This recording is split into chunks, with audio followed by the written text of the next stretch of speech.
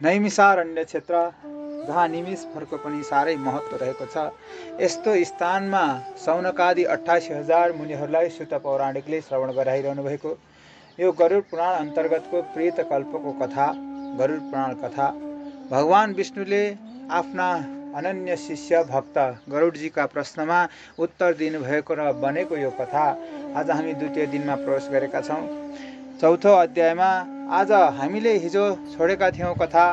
विभिन्न किसिमका 84 लाख नरकहरू हुँदछन्। ती 84 लाख नरकहरूमध्ये प्रमुख 21 नामको नरक हिजो वर्णन गरियो। ती नरकहरूमा कस्ता कस्ता पाप गर्यो भने ती नरकमा जीव गएर फस्दछ। त्यो मनुष्य गएर त्यसरी ती नरकहरूमा कस्ता कर्मले गर्दा फस्दछ। अनि बैतरणी नदीमा को पर्दछ त्यसका विषयमा यहाँ आज व्याख्या गर्नुहुन्छ।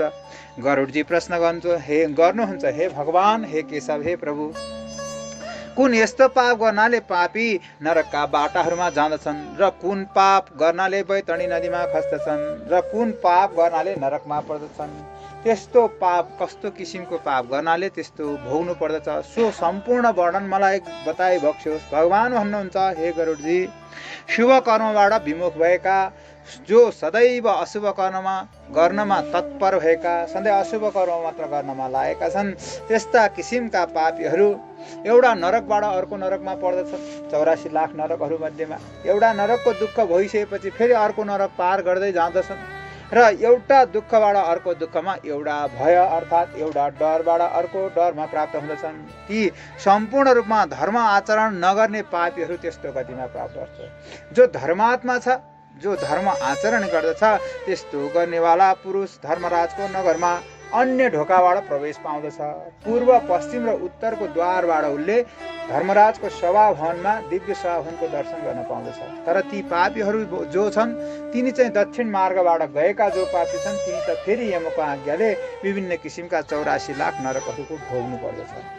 भन्नुहुन्छ, हे गरुडजी, महादुःखदायी दक्षिणको मार्गमा बैतरणी नदी मुख्य द्वारमा आउँदछ। एउटा हिजो बताइयो 16वटा नगरहरूलाई अतिक्रमण गर्ने क्रममा 6 महिना पार गर्दाखेरि एउटा बैतरणी नदी भेटिएको छ।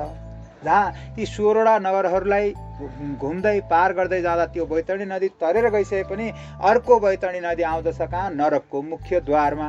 त्यो मुख्य द्वारमा रहेको बैतरणी नदी छ, जहाँ जो पापी मनुष्यहरू, ती पापी पुरुषहरू जाँदछन्। त्यस्ता पाप गर्ने जीवात्माहरूको बारेमा म तिमीलाई बताउँदछु, ल सुन। हे गरुडजी, जो ब्राह्मणको वध गर्दछ, जो सुरापान भनेको मदिरापान अब आफ्नो धर्म संस्कार भन्दा बाहिर गएर त्यस्तो कर्म गर्दछ, जो गाईको वध गर्दछ, बालकको वध गर्छ, स्त्रीको हत्या गर्दछ, तथा जो लुकी छिपिकन पनि पाप कर्ममा रत भएका छन्, त्यस्ता ती सम्पूर्ण रूपमा र जो गुरु, देवता र ब्राह्मण, स्त्री, बालकको धनहरू, द्रव्यहरू जसले हरण गर्दछ, जो अर्काको सँग ऋण लिएर ऋण खाएर तिर्दैन, जो अर्काको खेतको सीमा हरण गर्दछ, अर्काको धन खोज्दछ, खेतको सीमा हरण गर्दछ, जो विश्वासघाती छ, जो विष मिसाएको अन्न आदि दिएर अर्कालाई मार्दछ, जो अर्काको दोष ग्रहण गर्दछ, सम्पूर्ण रूपमा गुणको प्रशंसा कहिले पनि गर्दैन। कोही गुणी जन होला, राम्रो जन होला, तर उसको गुण कहिले पनि त्यसको बखान गर्न जान्दैन। सधैँ उसँग ईर्ष्या गर्दछ, गुणी जनसँग डाहा गर्दछ। मूर्ख पुरुषहरूको, त्यस्ता मूर्ख नीच पुरुषहरूको सत्सङ्गतिमा लागेको छ। त्यस्ता सङ्गतिमा निर्ख पुरुषहरूको अनुरक्त भएको छ, जो सन्तहरूको समागमबाट, सत्सङ्गतिबाट सधैँ विमुख भएको छ। यस्ता किसिमका कर्म गर्ने जो छन् ती सम्पूर्ण बैतरणी नदीमा पर्दछन् र ती नरकको दुःखहरू भोग्नु पर्दछ। तिनीहरूले तीर्थ, सज्जन, सत्कर्म, गुरु तथा देवताहरूको निन्दा गर्ने, पुराण, वेद, मीमांसा, न्याय एवं वेदान्त शास्त्रहरूको, ज्योतिष शास्त्रहरूको षड दर्शन भनेर बताएको छ। पुराण, वेद, मीमांसा, ज्योतिष, न्याय शास्त्र इत्यादि जो षड दर्शन, षड शास्त्रहरू छन् दर्शन शास्त्रका, यस्ता शास्त्रहरूको जसले निन्दा गर्दछ, जो अत्यन्त दुखीलाई दिएर आफू एकदम प्रसन्न हुँदछ, अत्यन्त दुखी छ, ओहो त्यसलाई त त्यस्तै हुनुपर्छ, ठिक त्यस्ता किसिमका जसले दुखीलाई देखेर आफू प्रसन्न हुँदछ, खुसी हुँदछ, सुखी हुँदछ, त्यस्तो किसिमको र सुखीलाई देखेर जो दुःख दिन चाहन्छ, मात्सर्य भनेर बताइन्छ नि। मत्त अग्रे सरति मात्सर्य हृदयमा श्रीमद्भागवतमा बताएको छ। जो श्रीमद्भागवतको श्रवण अधिकारीको विषयमा बताउँदाखेरि जसको हृदयबाट मत्सर मरेको छ त्यसलाई मात्र सुन्ने अधिकार छ भनेको। मत्त अग्रेसराती, अर्थात् यो हिजो कहाँको मान्छे आज कहाँ पुगेको छ। ओहो, मभन्दा अगाडि जान्छ, पक्तिर त पाउमा समाएर खुट्टामा समाएर तान्नु पर्दछ। हाम्रो विचार यस्तो हुँदछ। त्यस्ता कारणले यस्ता विचार जसले गर्दछ, त्यस्ता भावना राख्ने, जो अगाडि जान खोज्दछ त्यस्तालाई रोक्ने, जसको प्रगति देखेर डाहा गर्ने, सुखीलाई देखेर दुःख दिन चाहने, अनि कटु वचन बोल्ने, नराम्रा किसिमका शब्दहरू गर्ने, जसको अन्तस्करण सदा दूषित रहेको छ। हितकर वचन कसैको पनि सुन्दैन। राम्रो कुरा कसैले गर्यो, बाबु यसो गर न, नानु यसो गर न, हितकर वचन भनेको जिन्दगी उसले सुन्दैन। कहिल्यै शास्त्रको कुरा त झन् सुन्ने कुरै भएन।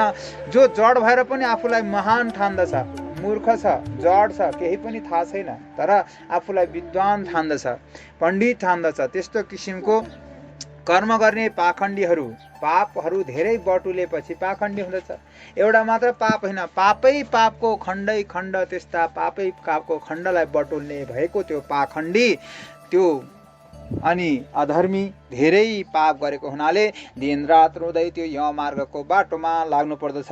अब म यमदूतहरूद्वारा पिटिँदै जो बैतडी नदीमा हालिन्छन् र तिनलाई प्रक्षेपण गरिन्छ, तिनको दशाको वर्णन गर्दछु। ल सुन हे गरुडजी, माता पिता गुरु आचार्य र पूज्यजनहरूलाई जो अपमानित गर्दछ, ती पापी पुरुषहरू बैतडी नदीमा डुब्दछन्। अनि जसले रिसले जो आफ्ना पतिव्रता स्त्री छ, सदाचारिणी कुलिनी स्त्री छ, विनयान्वित स्त्री छ, आफ्नो कुल धर्म अनुसारको राम्रो संस्कारमा बसेकी पतिव्रता स्त्रीलाई जसले अन्यायवश त्याग्दछ, विभिन्न किसिमका लान्छना लगाएर, विभिन्न किसिमका दोष लगाएर त्यस्तो पतिव्रता स्त्रीलाई जसले त्याग्दछ, त्यस्तो किसिमको पुरुष पनि बैतडी नदीमा पर्दछ। हजारौं गुण भए पनि सज्जनमा दोषारोपण गर्ने, सज्जनको अपमान गर्ने जनहरू पनि, त्यस्ता किसिमका जीवात्माहरू पनि बैतडी नदीमा पर्दछन्। ब्राह्मणका लागि सङ्कल्प गरेको अथवा कुनै याचकको लागि, माग्नेको लागि अथवा याचकको लागि वा ब्राह्मणको लागि, कसैको लागि दान दिन्छु भनेर सङ्कल्प गरिसकेको अनाज, वस्तु या जे पनि द्रव्य इत्यादि, जसले वस्तु त्यो सङ्कल्प गरिसकेको वस्तु आएपछि छैन भन्दछ, दिँदैन, त्यस्तो किसिमको कर्म गर्ने पनि, सम्पूर्ण ती कर्म गर्ने पनि बैतडी नदीमा पर्दछन्। जो कसैले याचकको रूपमा बोलाएको छ, तर ऊ भेदभाव रहित गरेर कसैको घरमा, धेरै धनीको घरमा चाहिँ जान्छ, गरिबको घरमा चाहिँ एक पिठो दिन्छ भने पनि जाँदैन, त्यस्तो किसिमको कर्म गर्ने, जसले छुट्याएर गर्दछ, या चाहिँ कसैले दिन्छ भने कसैका त जाने, कसैकोमा चाहिँ लिनै नजाने, त्यस्तो किसिमको कर्म गर्ने पनि, त्यो पनि बैतडी नदीमा पर्दछ भन्नुहुन्छ। हे गरुडजी, जो दान दिएर स्वयं हरण गर्दछ अथवा दान दिएर पछि पछुतो गर्दछ, अब दान दिइसकेपछि पछुतो गर्छ, ओहो यति त दिन नहुने, त्यसलाई यति दिएर पठाइएछ, अब न फिर्ता माग्नु न के गर्नु, अथवा कुनै याचक या ब्राह्मण या कुनै आफन्त अथवा चेला चेली जोसुकैलाई दान गरिएका वस्तुप्रति आफूले दुःख मनाउ गर्दछ भने, त्यस्तो कर्म गर्ने, पछुतो गर्ने पनि, र अर्काको जीविका हरण गर्ने पनि, अथवा दान दिनेलाई रोक्ने पनि, त्यस्तो कर्म गर्ने सम्पूर्ण मानिसहरू बैतडी नदीमा पर्दछन्। त्यस्ता किसिमका कर्म गर्ने जो पापीहरू छन्, ती बैतडी नदीमा पर्दछन् हे गरुडजी भनेको छ। पाप कर्म गर्नाले, दान दिनाले रोक्नलाई उसले आफैले फल पनि भोग्नु पर्दछ। श्रीमद् भागवत महापुराणमा बताएको छ, जब बलि महाराज अत्यन्त दानी हुनुहुन्थ्यो, दान धर्मबाट दैत्य कुलमा जन्मिनुभएका बलि महाराजको कथा प्रसङ्ग आउँदछ। उहाँ अत्यन्त दान गर्ने हुनुभएका हुनाले उहाँले अश्वमेध यज्ञ गर्न थाल्नुभयो। गुरु शुक्राचार्यको निर्देशनबाट अश्वमेध यज्ञ 79 वटा पार गरिसक्नु भएको छ। अब 100औं यज्ञ आरम्भ भइसकेको छ। इन्द्र डराउँदै डराउँदै डराउँदै गएर ब्रह्माजी छेउसँग गएर प्रार्थना गर्न लागे। ब्रह्म पनि सम्पूर्ण रूपमा इन्द्रादि देवता लिएर भगवान विष्णुका पाउमा पर्न गए। प्रभु, अब बलि महाराजले 79 यज्ञ पुरा गरिसक्नुभयो। अब 100औं यज्ञको 100 वटा यज्ञ अर्थात् अन्तिम यज्ञ 100 पुनलाई एउटा यज्ञ बाँकी छ।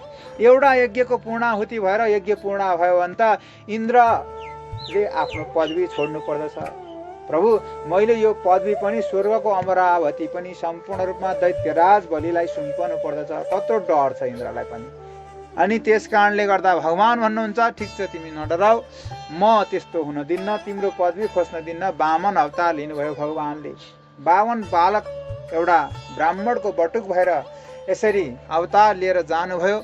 बलि महाराजको छेउमा जानुभयो। छाता ओढ्नुभएका, साह्रै राम्रो वर्ण भएका, चिटिक्क पर्नुभएका, चन्दन लगाउनु भएका यस्ता ब्राह्मण बालकलाई देखेर भन्नुहुन्छ, ओहो मैले जीवनकालमा अहिलेसम्म यस्तो राम्रो खालको बालक ब्राह्मणको छोरो मैले देखेको थिइनँ, म केही दान गर्न इच्छा गर्दछु। जनै लाउनु भएको छ, छाता ओढ्नु भएको छ, शिरमा चन्दन लगाउनु भएको छ, सुर्के चन्दन। यस्ता किसिमका बामन बटुकलाई देखेपछि दान गर्ने इच्छा प्रकट गर्नुहुन्छ। बामन भन्नुहुन्छ, मलाई केही पनि चाहिँदैन प्रभु, म सम्पूर्ण रूपमा सन्तुष्ट छु। म यत्रो, उहाँलाई श्री सम्पत्तिको पनि घमण्ड छ, दानको पनि घमण्ड छ, बलिराज दैत्यराज बलिलाई। अनि भन्नुहुन्छ, केही त लिएर जाऊ मबाट, केही सम्पत्ति अथवा केही धन सम्पत्ति, केही त म दान गर्ने इच्छा गर्छु, दान त लिएर जाऊ भन्नुहुन्छ।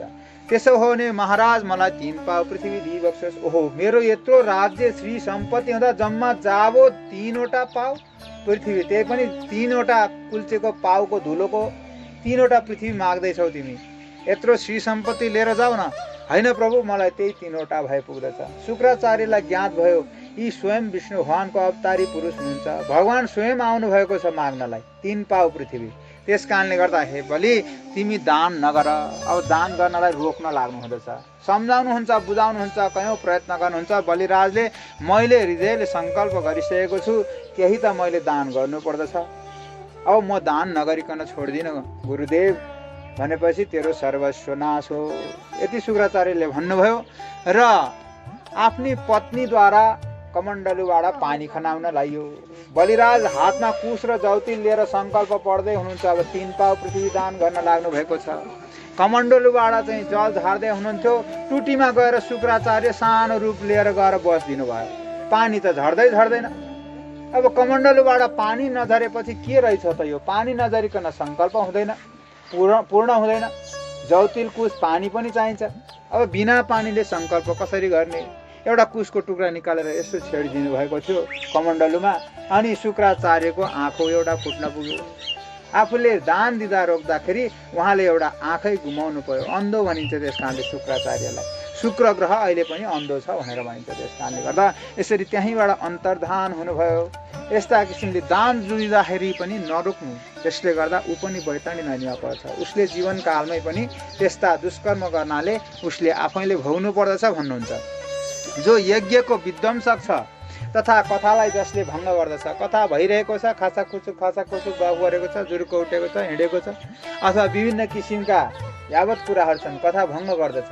जो पण्डितजी छ, कथा भनिरहेको छ, पण्डितजी पनि कथैको बिचमा उठेर हिँड्दछ।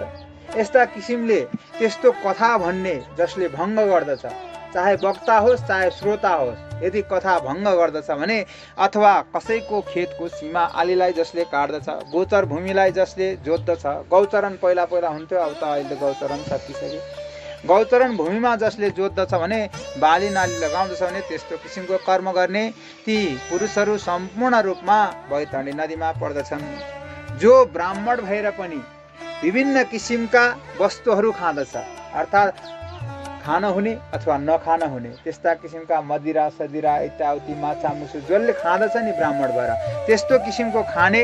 अनि सुदृढीको जसले पति भएको छ, अर्थात् आफ्नो धर्मभन्दा बाहिर संस्कारमा गएर चाहिँ जसले विवाह आदि कर्म गरेको छ, वैदिक यज्ञ जसको वेदयुक्त वचन भन्दा बाहिर गएर पशुको हत्या गर्दछ। मन्दिर प्राङ्गणमा पशु हत्या गर्नु भनेर लेखिएको छैन। हत्याको पनि एउटा नियम रहेको छ। अश्वमेध यज्ञ जस्ता ठुला ठुला महायज्ञहरूमा केही छ, पशुन आलभ्य भन्ने शब्द प्रयोग भएको छ। पशुन आलभ्य भनेको चाहिँ नि अहिले पछि आएर के शब्द व्याख्या उल्टो लगाइदिए, पशुको हत्या गर, पशुको हत्या गर भनेर काहीँ लेखेकै छैन, पशुको हत्या गर्नु भनेकै छैन।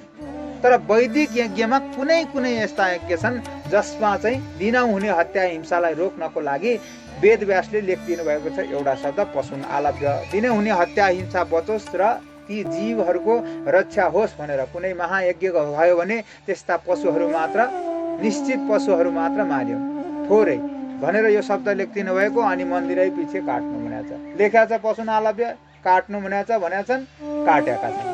त्यस कारणले गर्दाखेरि वैदिक यज्ञको अतिरिक्त जसले प्राणी हिंसा गर्दछ भने त्यस्ता किसिमका कर्म गर्ने सम्पूर्ण जनहरू पनि बैतरणी नदीमा पर्दछन्।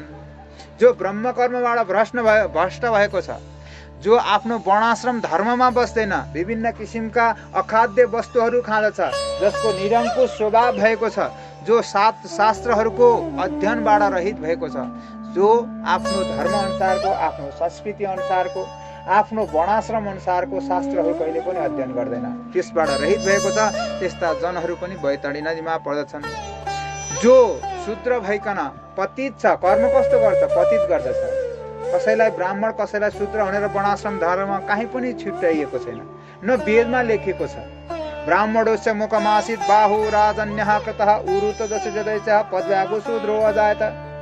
भगवानको मुखबाट ब्राह्मण उत्पन्न भए, यति मात्र लेखिएको छ। कहाँ त ब्राह्मण होस् त क्षत्रिय होस् भनेर छुट्याएको छैन। भगवानका मुखबाट ब्राह्मण पैदा भए।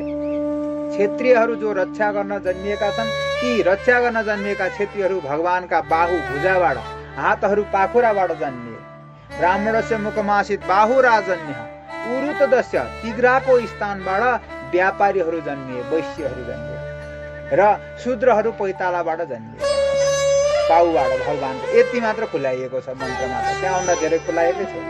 त्यस कारणले गर्दाखेरि जसले सम्पूर्ण रूपमा शूद्र कर्म अर्थात् तुच्छ कर्म जसले गर्दछ र घरमा कैदी गाई पालेर त्यसको दुध पान गर्ने इच्छा गर्दछ, घरमा वेद शास्त्रका मन्त्र पढाउने इच्छा गर्दछ वा आफै पढ्दछ, जनाई लाउँदछ, ब्रह्म कर्ममा गर्नुपर्ने जो ब्राह्मणले धारण गर्नुपर्ने अर्थात् ब्रह्म कर्म गर्नेले धारण गर्नुपर्ने त्यस्तो किसिमको जनाई शूद्र कर्म गरेर उसले लाउन खोज्दछ।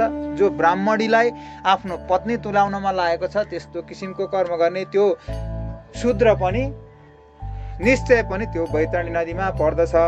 जो राजाको स्त्रीको अभिलाषा राख्दछ, राजा पत्नी वा त्यस्तो किसिमको नारीप्रति नराम्रो कुदृष्टिको भावनाले हेर्दछ, पर स्त्रीमा आँखा गाड्दछ, त्यस्ता किसिमको कर्म गर्ने, जो कन्यामा आसक्ति राख्दछ, त्यस्ता किसिमका कर्म गर्ने जो छन्, अनि पतिव्रताहरूमाथि आसक्ति राख्दछ भने त्यस्तो किसिमका कर्म गर्ने सम्पूर्ण जनहरू बैतडी नदीमा पर्दछन्। हे गरुडजी, यी र अरू जति पनि निषिद्ध कर्महरू गरेका छन्, जो धर्मशास्त्रले बताए भन्दा बाहिर निषेध गरिएका कर्म माथि गएर निषेध गरिएका कर्मलाई उसले गर्दछ भने त्यस्ता किसिमका शास्त्रविहित कर्महरूलाई गर्ने, शास्त्रविहित कर्महरूलाई त्याग्ने र त्यस्ता किसिमका कर्म गर्ने मूर्खहरू सम्पूर्ण रूपमा बैतडी नदीमा पर्दछन्। जो पापी पुरुष नाना यी सम्पूर्ण सारा मार्गलाई, यमलोकको मार्गलाई नागिसकेपछि अनि यमलोकको मार्गमा जाँदछन् र यमराजको आज्ञाले फेरि उनैका दूतहरू आएर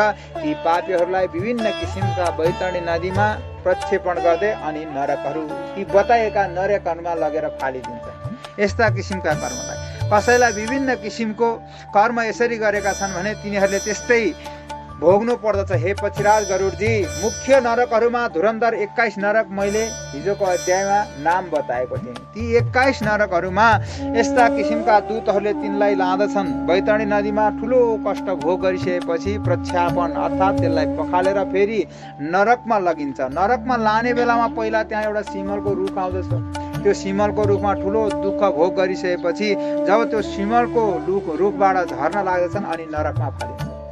जो झुठो बोल्दछन् अर्थात् झुठो साक्षी बस्दछन् अर्थात् झुठो देखावटी धर्म आचरण गर्न लागेका छन्, बाहिर त राम्रो देखाउँछन् तर भित्र हृदयमा केही पनि छैन, झुठो गरेका छन्, त्यस्ता किसिमका धर्म आचरणमा तत्पर भएका, जो छल कपटले गर्दाखेरि आफ्नो जीविका आर्जन गरेका छन्, चोरी हत्या हिंसा डकैती इत्यादिबाट आफ्नो गुजारा गरेका छन्, त्यस्ता कर्म गर्ने सम्पूर्ण जनहरू र जसले ठुला ठुला रुखहरू नाच्दछन्। ठुला ठुला रुख काट्नु भनेको छैन धर्म संस्कारले, त्यस कारणले गर्दा विष्णु भगवानको स्वरूप मानेर पिपलको पूजा किन गर्ने?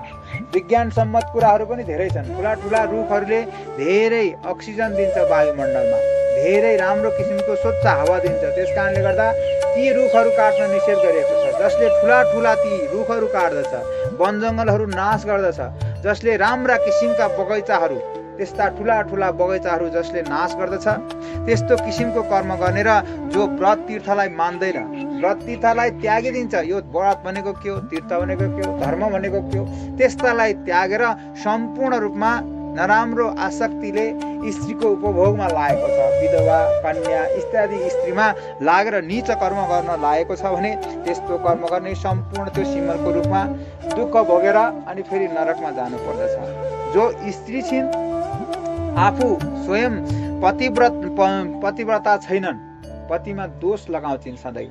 आफू चाहिँ अन्तै परपुरुषको हृदयमा मनमा धारण गर्दछिन् वा ध्यान गर्दछिन् भने त्यस्तो किसिमको कर्म गर्ने पनि सिमलका रुखमा धेरै दुःख भोगेर नरकमा पर्नु पर्दछ। रुखमा झुन्डाएका पापीहरू खस्दाखेरि विभिन्न किसिमका ती पापीहरूलाई नरकमा दूतहरूले लगेर फ्यालिदिन्छन्। हे गरुडजी, जो नास्तिक छ, ईश्वर र परमात्मालाई कहिले पनि मान्दैन, जो मर्यादा भन्दा टाढा भाग्दछ, एउटा मर्यादा हुन्छ नि, आफ्नो धर्म संस्कार हुन्छ नि, मर्यादा हुन्छ, आफ्नो कुलको परम्परा होला, आफ्नो घर गृहस्थीको मर्यादा होला, त्यस्ता किसिमका मर्यादालाई जसले त्याग्दछ, नाग्दछ, जो कृपण छ, कन्जुस छ, जीवनमा अत्यन्त कठिन किसिमको कन्जुस छ, जसको सांसारिक विषयमा धेरै प्रवृत्त छ, सांसारिक लोलुपता छ, भौतिक सुखको लागि लालायित भएको छ, त्यस्तो किसिमका कर्म गर्ने पाखण्डीहरू, जो कृतज्ञ छ, अर्काले गरेको कर्महरूको बारेमा सधैँ भुल्दछ, उसले उपकार त गरेर गइदियो नि, त्यो उपकारको विषयमा दुईटा शब्द सम्झिएर उसको उपकारको गुण कहिले पनि जीवनमा सम्झिँदैन, उसको उपकारको गुण कहिले पनि थाहा छैन उसलाई। त्यस्तो किसिमको कृतज्ञहरू र सम्पूर्ण त्यस्ता कर्म गर्ने सम्पूर्णहरू नरकमा अवश्य पर्दछन्। हे गरुडजी, जो कुवा, तलाउ, बाबली, देव मन्दिर, विभिन्न किसिमका डबलीहरू, यस्ता किसिमका स्थानमा जसले सम्पूर्ण रूपमा त्यस्ता किसिमका घरहरू, पार्टी पौवाहरू, तलाउहरू जसले नाश गरिदिन्छ, त्यस्तालाई सम्पूर्ण रूपमा नष्ट गर्ने ती सम्पूर्ण रूपमा निश्चय पनि नरकगामी हुँदछन्। हे गरुडजी, जो स्त्री, बालक, नोकर तथा गुरुजनलाई छाडेर बलि वैष्णव देव नगरिकन भोजन गर्दछ, घरमा आएको छ कोही बालक, भोजन तयार छ, कोही गुरुदेव आउनु भएको छ, कोही बालक आएको छ, कोही स्त्री छ, कोही नोकर छ, आफूले पालेका नोकरहरू, तर पाकेको भोजन उनीलाई भोजन नगराइकन आफू मात्र एक्लै खाँदछ भने त्यस्तो किसिमको कर्म गर्ने पनि निश्चय नरकमा पर्दछ। हे गरुडजी, जो किला, बाँध, मुढा, तार इत्यादि विभिन्न किसिमका वस्तुहरूद्वारा सनातन धर्मदेखि चलिआएको बाटो जसले छेक्दछ, रोक्दछ भने ती पनि निश्चय नरकगामी हुँदछन्। त्यसकारण जहिले परम्परादेखि मानिआएको, हिँडिआएको बाटो कहिले पनि नरोक्नु भनेर बताइएको छ। अनि जो मूर्ख छ, कहिले पनि पाञ्चायन देवताको पूजा गर्दैन।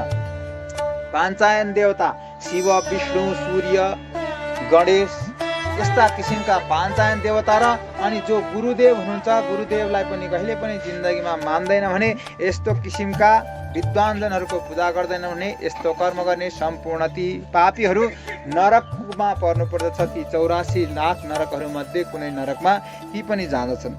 हे गरुडजी, जो ब्राह्मण भइकन शूद्रिणीलाई पत्नी तुल्याउँदछ र त्यस्तो कर्म गर्दछ भने त्यो ब्राह्मण अधोगतिमा जाँदछ, आफ्नो कर्मबाट भ्रष्ट हुँदछ। ब्रह्म कर्मबाट भ्रष्ट भएर त्यसरी शूद्रिणीबाट सन्तान उत्पादन गर्दछ भने त्यो ब्राह्मण गुण र कर्मले हीन हुँदछ, आफ्नो कर्म ब्रह्म कर्मबाट भ्रष्ट हुँदछ। त्यसकारण त्यो कहिले पनि पूजा गर्न र नमस्कार गर्न योग्य हुँदैन। ऊ त आफै पतित भइगयो, आफ्नो कुलसहित सर्वस्व नाश गराइसक्यो उसले। तर जसले जानी जानी पनि त्यस्तो किसिमको आफ्नो कर्मबाट भ्रष्ट भएको ब्राह्मणलाई पूजा गर्दछ, पुज्दछ वा नमस्कार गर्दछ भने त्यो पनि नरकमै पर्दछ भन्नुहुन्छ। त्यस कारणले जानेर मात्र गर्नु पर्दछ कर्म गर्दाखेरि, त्यस्तालाई पुज्न हुँदैन भन्नुहुन्छ। हे गरुडजी, जो कलहप्रिय मनुष्य, ब्राह्मणका साथ भएको झगडा, गाई गोरुहरू जुधेका झगडाहरू, सम्पूर्ण रूपमा यस्ता किसिमका गाई गोरु जुधेका छन्, कोही ब्राह्मणहरू अथवा कोही विद्वानहरू लडेका छन् आपसमा, त्यस्तो किसिमका झगडा बरु मिलाइदिनु सट्टा गएर उक्साएर अझै झगडा गर्नलाई उक्साउँछन् भने त्यस्तो किसिमको कर्म गर्ने पनि ती पनि निश्चय नरकगामी हुँदछन्, ती नरकमै पर्दछन्। स्त्रीको रक्षक पतिलाई छोडेर कोही पनि छैन। जो पति भएर आफ्नो स्त्रीलाई, आफ्नो सम्पूर्ण रूपमा पतिव्रता स्त्रीलाई त्याग्दछ भने त्यो पनि निश्चय नरकगामी नै हुँदछ। त्यस कारणले गर्दा अनि जो कामान्ध छ, विभिन्न किसिमका पर्वहरूमा रजस्वलाको अवस्थामा संयोग गर्नु हुँदैन, अर्थात् सन्तान अथवा गर्भ धारण गर्नको लागि त्यस्ता क्रियाहरू गर्नु हुँदैन। रजस्वलाको अवस्थामा, पर्वहरूमा, जलको अवस्थामा, श्राद्धको दिनमा सम्पूर्ण रूपमा निषेध दिन हुने। अब पर्वहरू भनेका औँसी, पूर्णिमा, एकादशी यी विभिन्न किसिमका तिथिहरूलाई मानिएको छ। यस्ता कर्ममा, जलमा, दिनमा र सम्पूर्ण यस्तो कर्ममा त्यो कर्म निषेध गरिएको छ। त्यस्ता कर्महरू गर्दछन् जो सन्तान उत्पादनका, त्यस्ता समागमका कर्महरू गर्दछन् भने ती निश्चय नरकगामी हुँदछन्। जो अग्नि जल बाटिका बगैँचा र बाटो र गौशालाहरूमा दिशा पिसाब विष्टा इत्यादि सिँगान खका र नराम्रा वस्तुहरू छोड्दछन्, अपवित्र बनाउँदछन्, त्यस्तो स्थानलाई मन्दिर मठ मन्दिरहरूलाई बगैँचाहरूलाई भने ती निश्चय नरकगामी हुँदछन्। जो खड्ग आदि शस्त्र एवं धनुष बाणहरूको निर्माता छन्, बनाउन त बनाउँदछन् शस्त्र अस्त्र, तर के का लागि? अर्कालाई हत्या गर्ने उद्देश्यले, अर्कालाई पशुवध जीव हत्याको उद्देश्यले जसले शस्त्र अस्त्र बनाउँदछन् भने वा बिक्री गर्दछन्, अर्काको जीव हत्याको उद्देश्यले त्यस्ता शस्त्र अस्त्र बिक्री गर्दछन् भने ती पनि निश्चय नरकगामी हुँदछन्, ती पनि नरकमा पर्दछन्। अब व्यापारी भइकन बन आफ्नो जुन व्यापार छ, प्राणी द्रोह गरेर, हत्या हिंसा गरेर आफूले सम्पूर्ण रूपमा ती प्राणीबाट उत्पादन भएका वस्तुहरू, प्राणीबाट प्राप्त भएका वस्तुहरूद्वारा आफूले हत्या गरी त्यसरी जीव हत्या गरेर आफ्नो व्यापार गर्दछ भने त्यस्तो किसिमको व्यापारी वैश्य पनि निश्चय पनि नरकगामी हुँदछ। अनाथमा कृपा जसले राख्दैन, सज्जनमाथि जसले द्वेष गर्दछ, बिना अपराधको कसैलाई दण्ड दिँदछ, यस्ता किसिमका कर्म गर्ने पनि ती निश्चय नरकगामी हुँदछन्। भोजन तयार भइसकेको छ, घरमा भोजनको आशाले कोही आएको छ, ब्राह्मण आएको छ, बालक आएको छ, त्यस्तालाई पनि भोजन नदिकन आफूले खाँदछ भने ती निश्चय नरकगामी हुँदछ। जो जीवमाथि विश्वास राख्दैन, परमात्मा त सम्पूर्णको घटमा एउटै हुनुहुन्छ नि, देख्न पो नसकेको, स्पर्श गर्नुहोस् त, एउटा तारमा करेन्ट प्रवाहित छ तर त्यसमा करेन्ट छ कि छैन हामीलाई के थाहा? हातले गएर छुनुहोस् त अनि झड्का हानेपछि ओहो यसमा त बिजुली रहेछ, छुन नहुने रहेछ। परमात्मा सबैको हृदयमा हुनुहुन्छ, त्यो चाहे कुकुर होस्, चाहे बिरालो होस्, चाहे मनुष्य होस्, गएर छातीमा हात राख्नुहोस् अनि झड्का हान्छ, हो यहाँ पनि ढुकढुक त्यही छ, हजुरकोमा नि त्यही छ, कुकुरकोमा नि त्यही छ, बिरालाको नि त्यही छ। जीवात्मा सम्पूर्ण भूतमा जसले विश्वास राख्दैन, यो होइन भनेर जसले भन्दछ भने त्यस्ता दया नभएका, जसले कुटिलता बर्बरता गरेका छन्, ती कुटिलता वर्षेर विभिन्न किसिमले भूत द्रोह गर्नमा लागेका छन्, ती निश्चय नरकगामी हुँदछन्, नरकमा पर्दछन्। हे गरुडजी, पहिले जसले नियम लिँदछ, कसैले नियम लिएको होला, कोही वैष्णव भएको होला, कोही विभिन्न किसिमको अग्निहोत्री नियम लिएको होला, कहिले शिरोक्षण वृत्ति लिएको होला, आफ्ना आफ्ना नियम छन्। एउटा वर्णाश्रम धर्ममै विभिन्न किसिमका सनातन धर्मका हाँगाहरू बाटाहरू छन्, आफ्नो एउटा नियम चाहिँ ग्रहण गरेको छ। पहिला चाहिँ यति समयसम्म म व्रत बस्दछु, यो मन्त्र म लिन्छु, यो दीक्षा म लिन्छु, दीक्षा पनि लिएको छ, मन्त्र पनि लिएको छ, अनन्त पनि लिएको छ, जति पनि लिएको छ, तर नियम लिएपछि त्यसलाई निभाउन सक्नु पर्दछ। जसले इन्द्रियको वशमा परेर आज गर्यो भोलि छैन, त्यस्ता वशमा परेर आफ्ना सम्पूर्ण ती नियमहरूलाई तोड्दछ, बिचैमा छोड्दछ भने ती निश्चय नरकगामी हुँदछन्। जो मित्रसँग द्रोह गर्दछ, आफ्नो मित्रसँग अथवा असल मित्रसँग जसले झगडा गर्दछ, द्रोह गर्दछ, कसैमाथि प्रेम लगाएको छ अथवा प्रीति गरेको छ, माया साटेको छ, अथवा कसैलाई आशा बधाएको छ, यो दिन्छु अथवा यो ल्याइदिन्छु, अथवा म तँलाई यतिखेर भेट्न आउँछु, अथवा तँलाई यो गरिदिन्छु, जसले आशा बधाएको छ, आशा प्रीति माया इत्यादिसम्म सम्पूर्ण त्यो विच्छेद गर्ने पनि निश्चय नरकगामी हुँदछ। त्यस कारणले त्यस्तो गर्न पनि नगर। विवाहमा देव दर्शनका निमित्त यात्रामा वा तीर्थयात्रामा निक्लिएका जुन तीर्थयात्रीहरू वा देवयात्रीहरू अथवा सम्पूर्ण रूपमा चाहिँ नि विवाह व्रतबन्ध इत्यादिमा निक्लिएका लावा लस्करहरू, कुनै तीर्थाटनमा निस्किएका यस्ता जो तीर्थयात्रीहरू छन्, यस्ता देव दर्शनका लागि निक्लिएका जो लावा लस्कर छन्, त्यस्तालाई जसले बीचमा रोक्दछ वा ती यात्रीहरूलाई जसले बाधा दिन्छ भने भयङ्कर नरकमा निरन्तर उसको बास हुँदछ। नरकबाट ती कहिले पनि फर्किँदैन। जसले यस्तालाई दुःख दिन्छन् तिनीहरूको नरकबाट कहिले पनि फिर्ती हुँदैन। हे गरुडजी, त्यस कारणले गर्दा जो महापापी छ, घरमा आगो लगाउँदछ, मनुष्यको वासस्थानमा जसले आगो लगाएर अर्कालाई बासै उजाडिदिन्छ, अथवा कुनै पशु पक्षीको वासस्थानमा पनि कसैले आगो लगाएर उखाडिदिन्छ, अथवा ठुला ठुला वनमा जसले आगो लगाउँदछ, ठुला ठुला बगैँचाहरूमा जसले आगो लगाउँदछ, त्यस्ता अर्कालाई आगोद्वारा दुःख दिन्छन् भने यमदूतहरूद्वारा पक्रिएर तिनीहरूलाई अग्निकुण्डमा लगेर हालिन्छ। जस्तो अग्निकुण्ड छ त्यहाँ लगेर तिनीहरूलाई हवन गरिन्छ।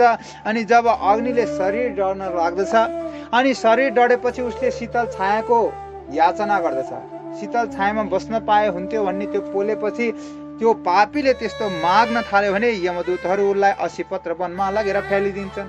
80 पत्र वनमा ल अब शीतल छायामा बस, जहाँ तरवार जस्ता तिखा धारिला हतियारहरू जस्ता त्यस्ता पात छन् जसले गर्दा शरीर झन् छिया छिया हुँदछ। त्यस्तो पोलेको अवस्थामा झन् त्यसरी छिया छिया हुन पुग्दछ। अनि शरीर काटिएपछि उसलाई फेरि के हुन्छ, शीतल छायाको आशा गरेर त्यसरी माग्दाखेरि असीपत्रपनको उसले ताडना भोग्नु पर्दछ। अनि प्यास लाग्दछ, आगोको ज्वालाले दन्किएपछि प्यास धेरै होला। कसैलाई धेरै पोल्न थालेपछि पानी पिउने इच्छा गर्यो र प्रकट गर्यो भने ती पापीहरूलाई सम्पूर्ण रूपमा यमदूतहरू पिउनका लागि तातो तातो तेल आदि दिँदछन्। यस्ता किसिमका जसलाई पान गर्ने बित्तिकै ती सम्पूर्ण रूपमा तत्काल ढल्न पुग्दछन्। तातो तेल पिएपछि ऊ मूर्छित हुन पुग्दछ। त्यस कारणले गर्दा यमदूतका यस्ता हप्ताई धप्काई र पिटाई खाएर अनि सम्पूर्ण रूपमा त्यहाँ नरकको सम्पूर्ण भोगहरू भोग्नु पर्दछ। खुइया खुइया गर्दछ, विवश हुँदछ। अब के गर्ने, आफूले गरेर आएको कर्म छ, भोग्नु परिहाल्यो, बोल्न केही पनि सक्दैन त्यहाँ। अनि हे गरुडजी, यस्ता प्रकारले पापीलाई धेरै यातनाहरू बताइएका छन्। यो त संक्षेप मात्र हो, त्यहाँ त करोडौं सजाएर करोडौं रूपमा 84 लाख त्यस्ता नरकहरूको वर्णन छ। सम्पूर्ण शास्त्रहरूमा वचनद्वारा विभिन्न किसिमले चाहिँ शास्त्रहरूमा वर्णन गरिएको छ। म यहाँ वचनद्वारा तिमीलाई भन्न सक्ने अवस्थामै छैन भन्नुहुन्छ हे गरुडजी। त्यस कारणले म धेरै भन्दिनँ। यहाँ जति पनि छन् सत्शास्त्रमा गएर चिन्तन गरेर हेऱ्यो भने ती आंशिक रूपमा भेटिन्छन् धेरै नै। त्यस कारणले गर्दा यस्ता प्रकारले दुःख पाउँदै त्यो स्त्री पुरुष प्रलय कालसम्म पर्यन्त, त्यो स्त्री होस् वा पुरुष होस्, त्यस्ता किसिमका जीवात्माहरू पापीहरू विभिन्न किसिमका नरकमा पाकिरहनु पर्दछ। अब पापको अक्षय फल भोग्दछ। अनि फेरि नरकबाट आएको हुनाले नरकबाट त्यो पापद्वारा नरकमा दुःख पाएर नरकबाट पनि आफ्नो भोगहरू भोगिसकेपछि पुनः विभिन्न किसिमको स्थावरमा जन्मिन्छ। स्थावर भनेको एक ठाउँबाट अर्को ठाउँमा हिँड्न नसक्ने वनस्पतिलाई स्थावर भनेर बताएको छ। कहिले रुख हुँदछ त्यही जीवात्मा, कहिले वनस्पति लहरा पात हुँदछ, कहिले ढुङ्गा माटो हुन पुग्दछ, कहीँ पर्वत हुन पुग्दछ। यस्ता किसिमका महामोहले ढाकिएका त्यस्ता स्थावरको रूपमा जन्म लिन पुग्दछ। अनि 84 लाख मनुष्य जीवनमा 84 लाख योनिहरूमा कहिले मनुष्य पनि हुँदछ, कहिले थावर हुन्छ, कहिले मनुष्य हुन्छ, कहिले कीट पतङ्ग हुन्छ, कहिले विभिन्न किसिमका चराचुरुङ्गी हुँदछ, कहिले पशुहरू भएर जन्मदछ, कहिले अझ कृमि पनि हुँदछ, कहिले काहीँ ब्रह्म विष्णु शिवको स्वरूपमा पनि जाँदछ त्यो जीवात्मा, त्यो देवता पनि हुँदछ। कहिले 84 लाख योनिमा यसरी घुम्दछ। अनि तर त्यो जहाँ जहाँ घुम्दछ त्यस्तो जीवनमा पनि मनुष्य जीवन प्राप्त गर्ने बेला चाहिँ नरकबाट आएको हुनाले, त्यो पापी भएर गएको हुनाले त्यस्तै किसिमको चिन्हहरू लिएर ऊ जन्मन पुग्दछ। विभिन्न किसिमका चिन्हको वर्णन गर्नुहुन्छ अब अध्यायमा। अब अघिल्लो अध्यायमा भन्नुहुन्छ विभिन्न किसिमका, कोही कुष्ठी रोगले जन्मेका होलान्, कोही गलित रोगले गलगण्ड रोग भएर जन्मेका छन्, कोही महारोगले व्याप्त भएर जन्मिन्छन्। त्यस्तै किसिमका योनिहरूमा त्यस्तै किसिमका चिन्हद्वारा उनीहरू उत्पत्ति हुँदछन्।